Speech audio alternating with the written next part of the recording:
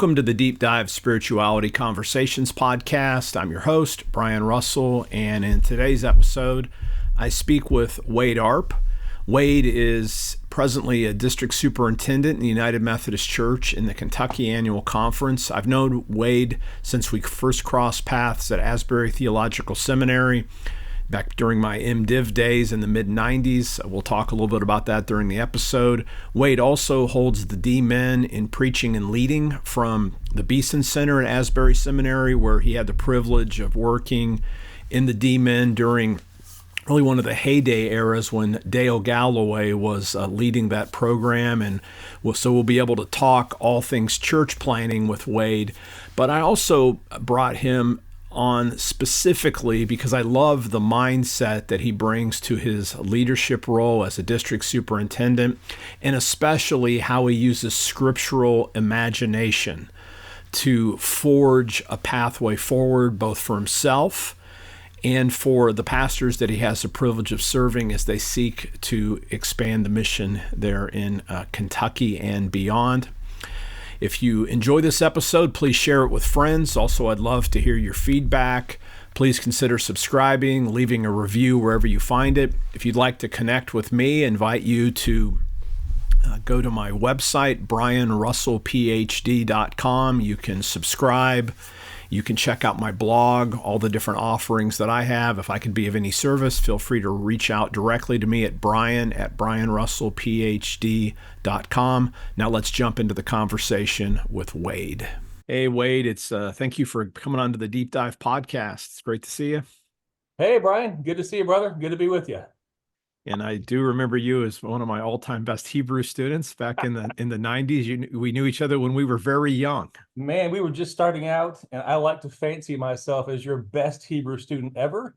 I probably wasn't, but I like to think that. It was a good class. Well, no, it's good. And we're going to get into a real positive mindset that you've carried on. And so you just illustrated it right there. So I love that. And that was fun back in those, in some ways, those early 2 years of teaching that I did were maybe some of the most enjoyable, because it really was just fun, and I got to meet, and I still stay in touch with a lot of people that had me, and they still remember me as their Greek and Hebrew teacher, which to me is actually, that's just a real compliment, because we shuffled through a lot there, and I was just cutting my teeth, but I tried really hard, and it was a lot of fun. So our book was Lasor, and it was we translated the whole book of Esther. Like, that was the whole thing, and that was awesome.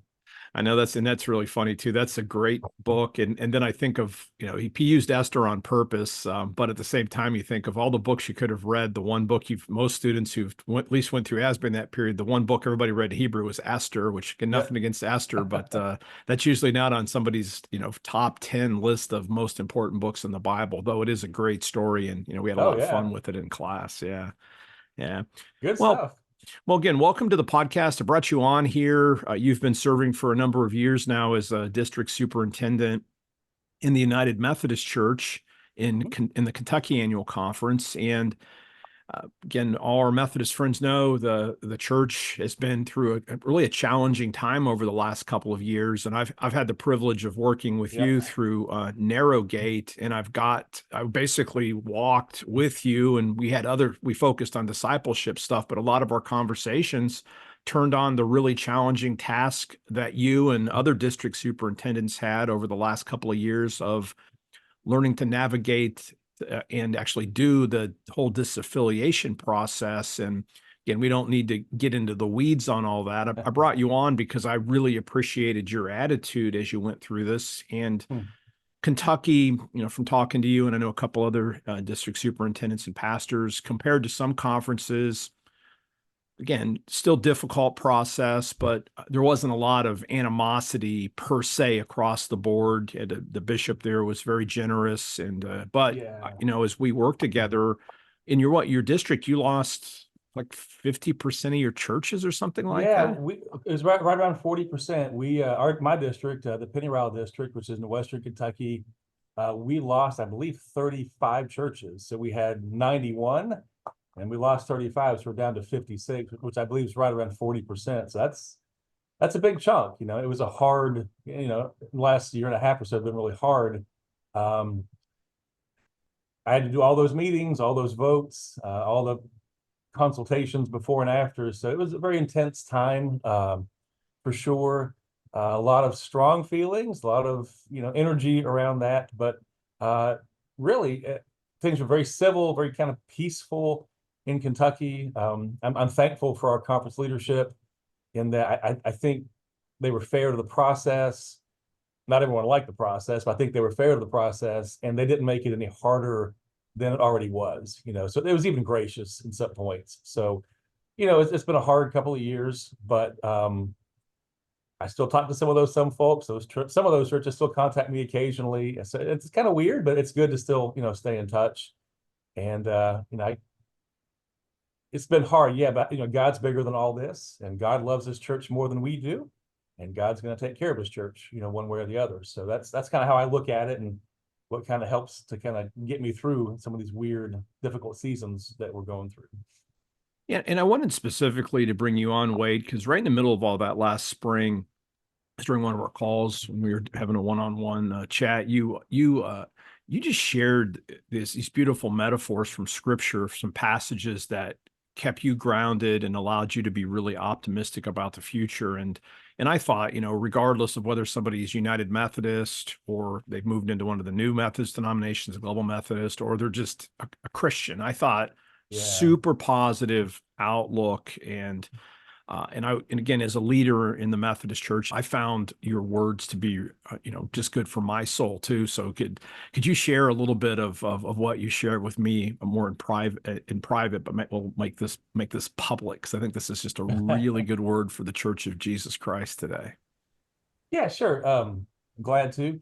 So I've been in this role now about 2.5 years. So I came into the district superintendent role in the summer of 2021. So I came in during COVID.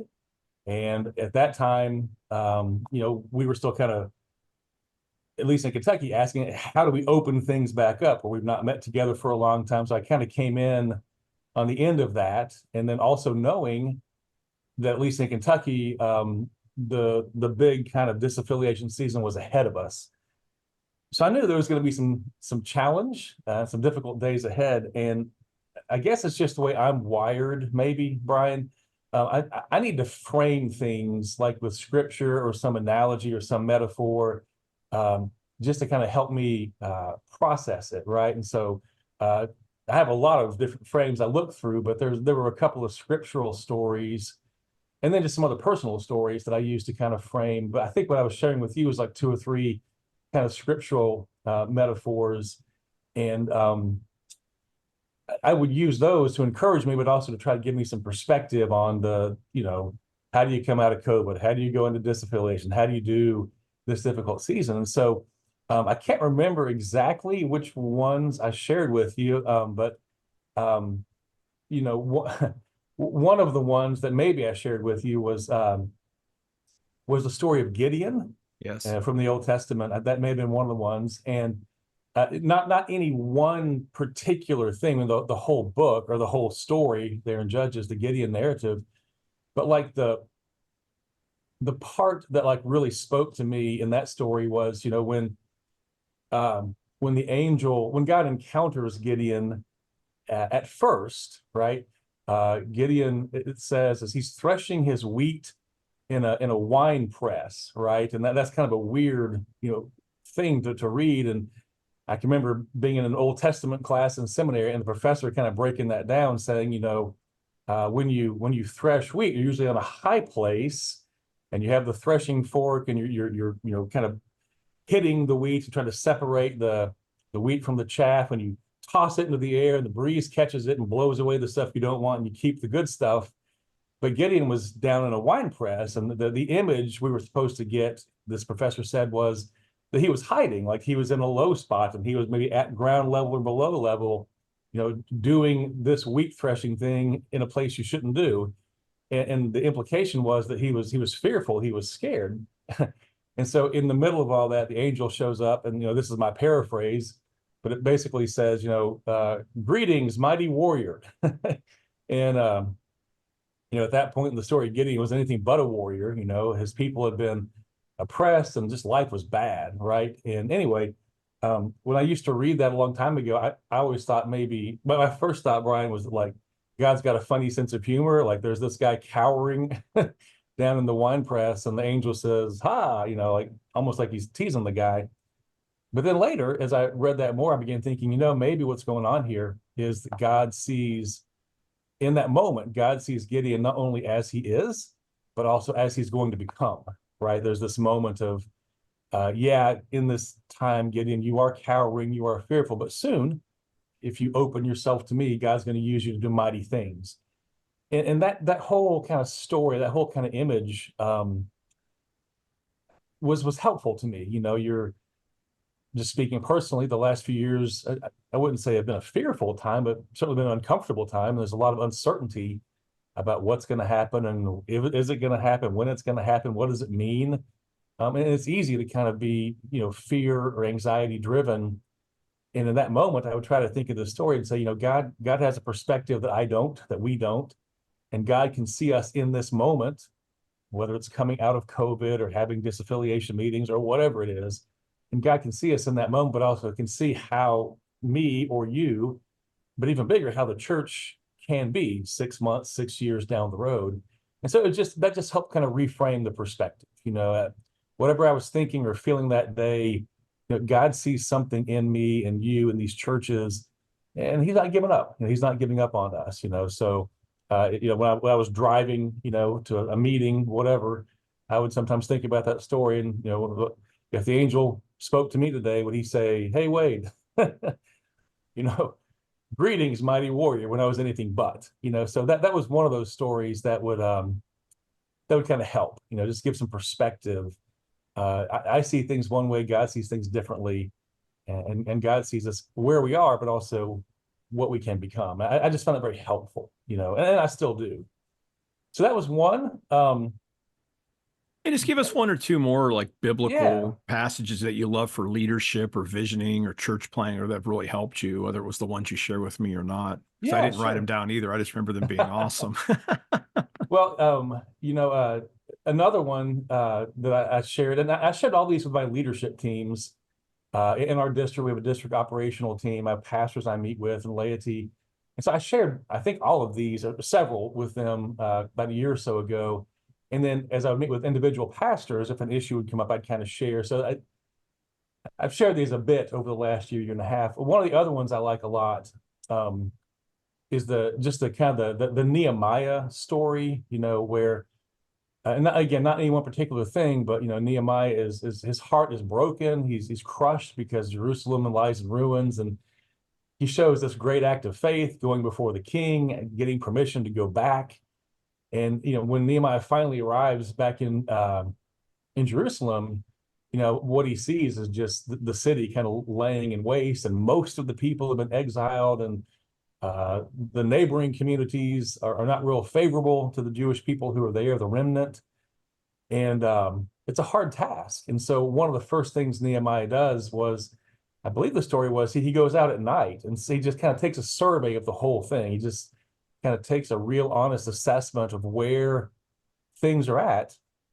And then he goes back to the people and basically challenges them and says, look, we can do this with God's help. We can rebuild the walls. We can reset the gates. And the goal at the end of that story is to reread the scripture, right? For Nehemiah and Ezra to bring the people together and have the Torah read, which hadn't been done for a long, long time. And so, there's this moment of like, this horrible thing has happened, but yet there's hope, there's new life. As the people rally together, the walls begin to get rebuilt. And where this particular story was super helpful for me, Brian, and the folks I shared it with, was a little over 2 years ago in December of 21, there's a tornado outbreak over a lot of Western Kentucky. And so we literally were living, many of our towns were damaged, many of our churches had some damage. Members of a couple of our churches lost their lives, in the tornado. And it was a very difficult time. And one of the images as we got through the winter into the spring was that, I'm in Madisonville, Kentucky right now, and just like 3 miles south on the interstate is one of the swaths where the tornado came through. So it's probably half a mile along the interstate of just trees ripped up and crushed and twisted. And that first spring of 2022, you began to see new growth popping in all this field of damage and destruction. And one of the images that came to us in leadership was, yes, we've been through a storm, COVID, disaffiliation, the storm has come through, but now it's time for new birth and regrowth. Now it's time to rebuild the walls. And to use a tornado analogy, now it's time to plant some trees, right? There's new life coming out of these old dead stumps. That's a biblical image too, right? With Jesse and that whole story in the Old Testament, the prophecy in the New Testament. So images like that. So we lived through that one, and then the Nehemiah, the surveying the damage, rallying the people, trying to rebuild. That was a really helpful one also. And one of the strange things, to kind of connect a different dot, one of the strange, and I would just say totally a God thing, is out of the season of disaffiliation, we actually in our district got to help plant a church. And it's a whole long weird story, but a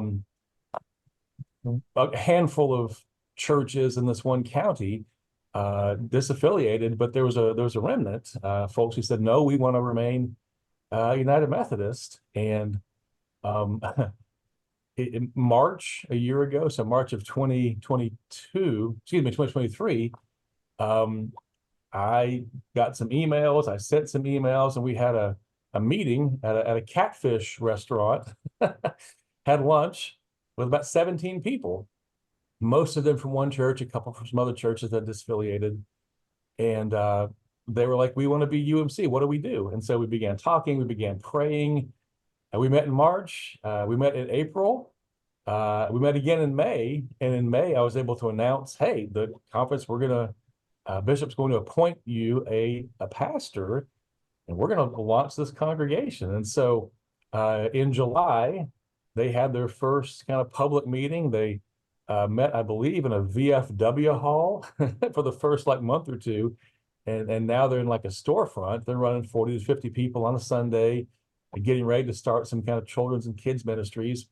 And in all my training years ago in new ministries and church planning, you always kind of focused, or we're always taught to focus on the young people and the families and all that kind of thing. And that's important, don't get me wrong. But this church is mainly 60 and 70-year-olds who I joked one time with our cabinet, hey, we're planning a church with 70-year-olds, and I never read a book on how you do that, right? And so anyway, growth coming out of the storm, walls being rebuilt, the worship happening. And so it's just one of those things of, God is bigger than this. With Nehemiah, God provided all the documents, provided all the resources, provided safe passage, provided all the things they needed. And at least in my experience here, God's brought the people, God's brought the resources, the timing, the space.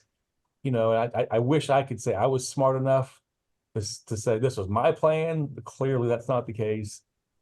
This is a God thing, so even out of the storm, if you want to call it that, the storm of disaffiliation, there's a church plant in our district. And then a similar thing has happened in a different district in our conference. So we've had two church plants doing well, come out of disaffiliation. So as bad as the season has been in some ways, there's also some good stuff happening, So again, I think for me anyway, using these biblical narratives, metaphors, images helps me reframe and put all this in perspective.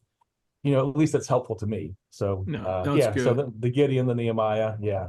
And you're still illustrating for everybody listening, it's how important it is to be in Scripture and to have a scriptural imagination and be able to keep these metaphors. I want to do a follow up on this church planning piece, because you said a couple of interesting things, and and I know we've talked before. I know when you did your Doctor of Ministry at Asbury Seminary, you got to do, I don't know, at some level, I don't know if it's the best ever version of our D.Min. I wouldn't say that just because that would be unfair to what we're doing now, but you had the Dale Galloway experience, and it was very good. Yeah. And I know a lot of, we have mutual friends that went through the same program with you, and and it was a little different. You got some really, Galloway was like,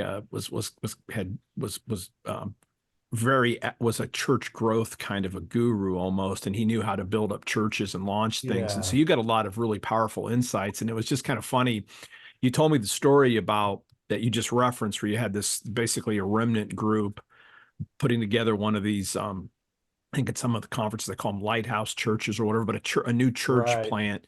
And the piece that really stuck with me, and I don't know if you can share the numbers because again, I want to be respectful to that church and the conference and stuff. But can you just kind of like talk a little bit about like the conference came in with like a grant, and you asked the small group of people for X number of dollars, Right, and, right, and right. and what was the surprise there, and what's maybe the leadership lesson in that? So fill it in with as much. I mean, you don't have to give Yeah. the numbers if I don't think Oh we do no, that yeah. publicly, but if it's okay, but just give an idea about that whole conversation when it comes down to money, because that's what makes a lot of people nervous. And there's Yeah. tons of pastors that are listening, and some yourself that budgets have been tricky post COVID, and there's been Yeah, some, yeah. but here you have a story of abundance, kind of in Yeah. maybe a surprising place. Yeah, yeah. I'm glad. Yeah, we did talk about that once. Um, in a church plant in Kentucky, the way we do it is the conference gives a portion of money, and then the district gives a portion of money, and then the local church is expected to give a portion as well. So there's different funding streams, and so before a lot of those numbers were kind of even really set. Um, in one of my I met in March, April, and May. So probably this was the April meeting, maybe the May meeting. I can't remember. I think it was the April meeting. So I met with them twice at this point, and I knew kind of a ballpark of what we thought at the time this new plant would need to come up with financially to kind of make a go of it to be viable. And so, I hate asking for money. And so I was kind of like, oh gosh, I have to make the pitch. And so we're sitting in this catfish restaurant and there's probably 18, 19 people at this series of tables put together. And I'm talking about how the conference is going to support and the district's going to support, but you all need to come up as well. And in my head, I thought, well, what's reasonable for what they've been through and for what they can do. And we don't know what the final cost is going to be. So I just said, look, folks, I need to make you a challenge. I need to make an ask. You don't have to tell me today, but you need to be thinking about this, praying about this. So that was my setup, right? I was working up to the pitch here. And what I said was, and so we're with this long table. So I'm at one end and folks are down, and anyway, so I'm looking at two rows of people looking back at me. And I said, folks, I think what we need to think about is there capacity in this group? Can you all give? Do you think you could commit to give between, I had this little dramatic pause, between $30,000 and $35,000 in this next year? And Brian, it was hilarious because the people right next to me kind of looked down the line and then looked back and just shook their head. And this woman who was sitting three or four people down one side, she laughed. She went, "Ha! You undershot, DS." And we all just started laughing. And as I learned, this group of people, most of these folks were retired. Most of these had been very successful in their life's work and their businesses. Some were still working, managing businesses. So, financially, they were in pretty good shape, right? And of course, I didn't know all that then. But I made an ask that I thought was, this would be tough for a brand new group of people who've only met twice in a catfish restaurant, right? And it was just like this quick thing, like, yeah, we got it. No, you should have asked for a lot more. So, lesson learned. Maybe in the future, a bigger ask or a bigger challenge. And to fast forward with all that, when they did kind of officially launch, they began generously giving and have continued that. So they're 8 months into it now, something like that. And they're doing okay, right? So anyway, but I just remember that this lady was laughing, "Ha, you undershot DS." And I thought, oh man, I could have asked for 2 or 3 times that much and they probably could have done it. But it's just, again, a glory sighting, And what I told him, I said, folks, God clearly is ahead of both of us on this. He's moving, I thought I was asking for something big and he already had this covered. So yeah, God. Yeah, I love Yeah. that story for a couple of reasons. At first, it's just always funny. If you ever have to ask whether you're a salesperson or, sometimes when I'm speaking, somebody goes like, "What do you charge?" And I don't it's like, then you have to kind of make a number up. And I've just always noticed as soon as if somebody says yes, like, oops, I don't think I asked for enough because it was too easy sometimes. And I Right. say that Yeah. jokingly. I don't try to, overcharge or anything like that. But it is funny sometimes as I've over the years, and you've probably had honorariums that come in at different shapes and sizes, and you never really know. And I never want, Bob Tuttle, I Right. think Tuttle, he always Mhm. said, never let money come between you and ministry. So I've always tried to remember Yeah. that. But at the same time, it is funny sometimes. It's like, yeah, I clearly didn't ask for enough at that moment. And it's good from a faith Right. Yeah. perspective for pastors listening. We're always so afraid. But one of the things that, and I think I appreciate about you, Wade, is you have, to me, and I don't know if you would use this language, but you have an abundance mindset. Because like even in your use of the Bible, and I just want to observe this, is like the way it spoke to me is because, like you said, you want like to frame things. Mhm. Everybody frames things, but most of us default to framing things negatively and in scarcity, in Yeah. fear, because those are all frames. You literally choose. You're not like a Pollyannish naive person, but you choose to frame things in a way that opens up the future rather than hedging and holding on really tight to everything. And Mm. yeah, maybe you should have walked in and asked those folks for who knows what the number would have been, but still in your mind, you're thinking you probably counted like, okay, there's 17 people, 33. Okay, they're going to give $2,000. I mean, I don't know. That seemed like a reasonable guess, but Yeah. I just want to just note that I love, and that's so important for us as Christians. We live in a world of fear, but even Mm. time of fear, God, all them images, a sprout coming out of a burnt, a stump, like in Yeah. Isaiah, or you mentioned Jesse, the Nehemiah looking at ruins and he can see a future. Yeah. Even God seeing Gideon hiding and Yeah. he comes and finds him in his hiding spot. Those are all, I mean, that's a choice that we can make to frame. Yeah. Didn't mean to talk so much there, but I just want No, that's to good. clarify because I think that's such a great lesson that blessed me, and I hope the listeners all heard that.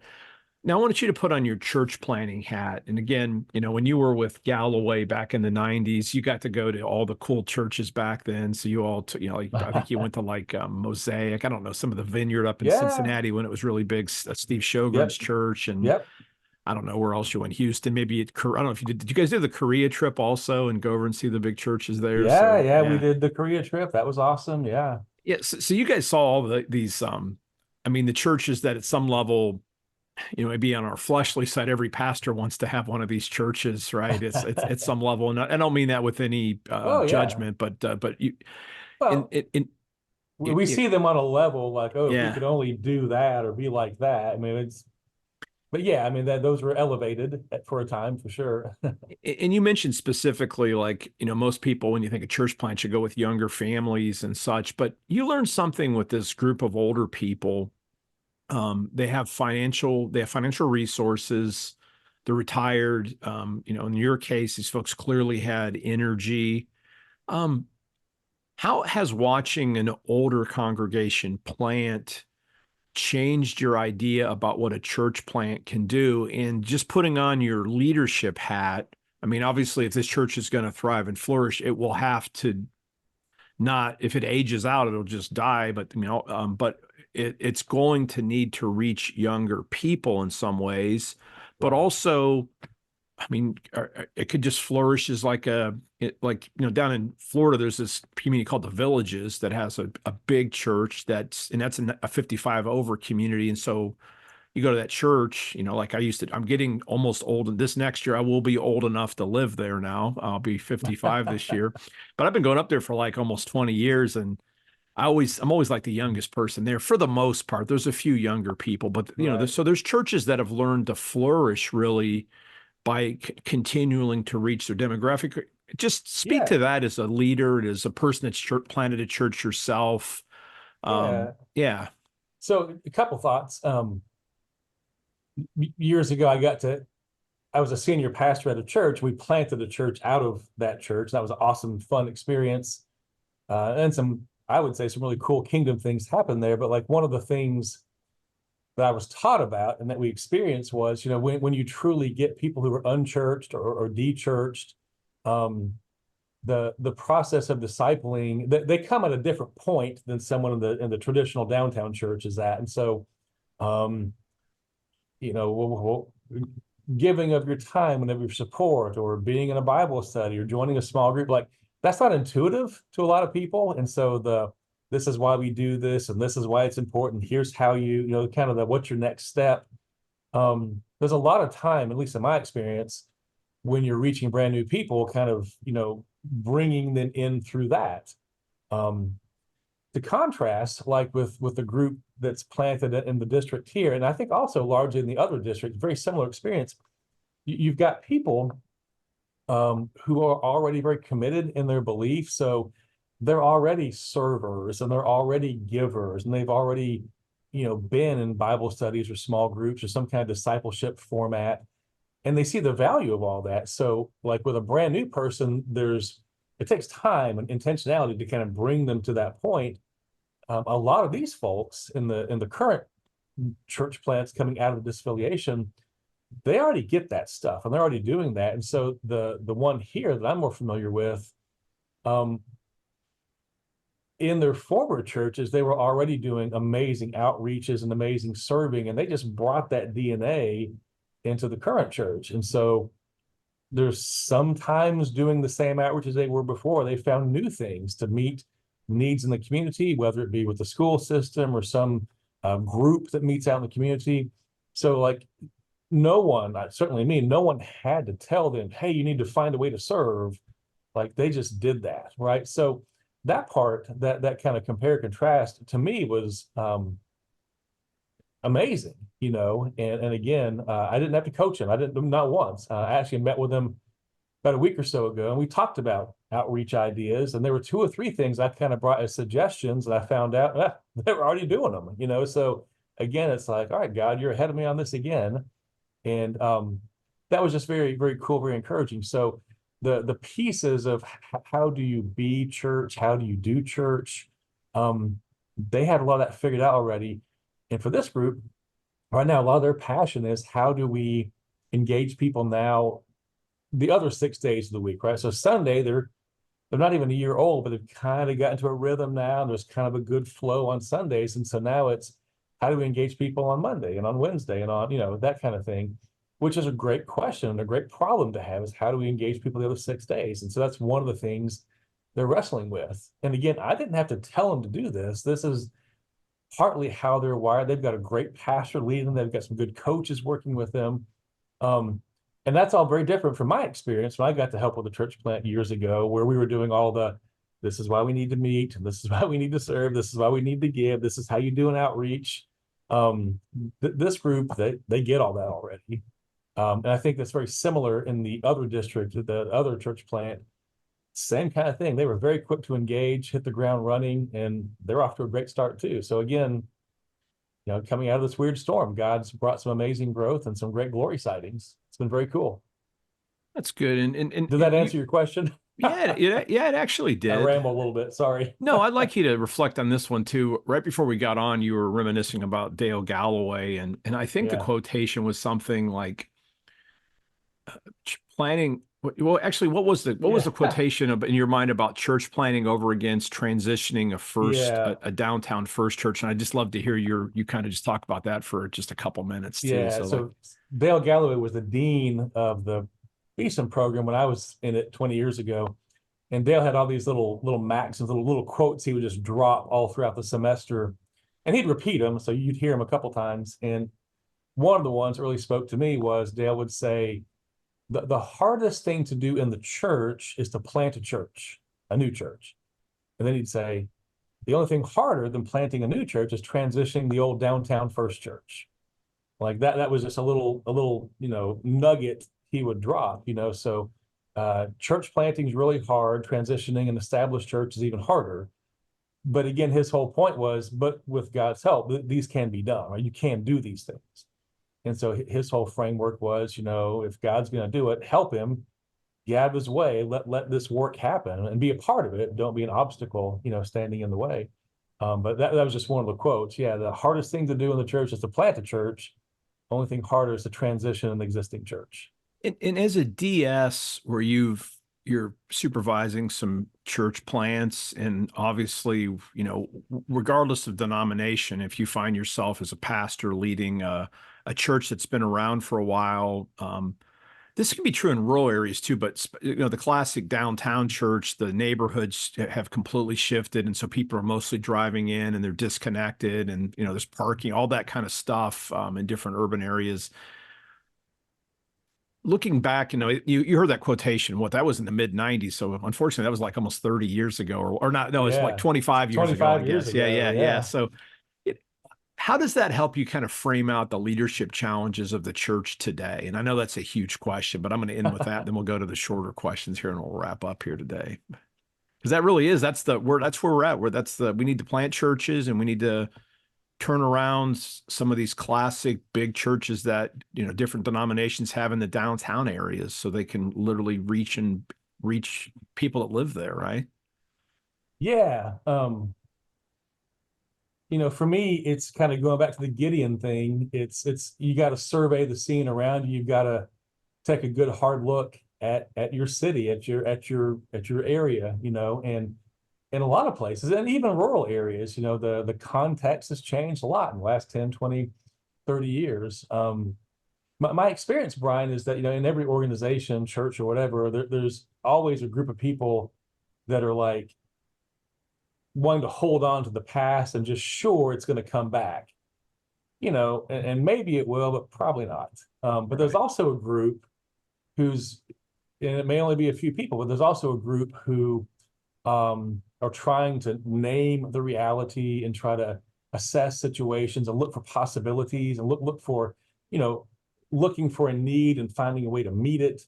And in my experience is, it's easier for me to work with that second group of people than the first, and I've never seen a church be completely unified about everything all the time. There's pockets of interest and pockets of energy. And sometimes when you take that good hard look and say, hey, our community has changed, we're not meeting the needs, we may not be here in 10 years.